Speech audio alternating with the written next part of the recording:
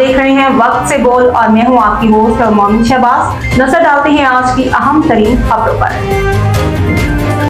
Daska Pakistan journalist association PJA की तरफ से 14 अगस्त यौम आज़ादी के मौका पर पुरवकार तकरीर का इनेकाद किया गया।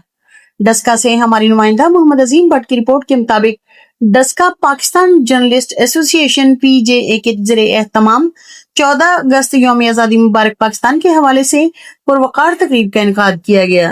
तकरीर में पाकिस्तान की आज़ादी की अहमियत, मुल्की सलामती, इस्तेहकाम और खुशहाली के लिए खुसूसी दुआएं की गई। तकरीर में सदर हसन शाहिद, मोहम्मद असगर भट्ट, हाजी शाहिद फारूक, मिर्जा इरफान अली हसन विरक, गुलाम मुस्तफा भट्टी ग्रुप के ओहदेदारान और मेंबरान और दीगर मौजूद शख्सियात ने शिरकत की। इस मौका पर मोहम्मद असगर भट्ट ने कहा कि पाकिस्तान हमारी पहचान और हमारा फख्र है।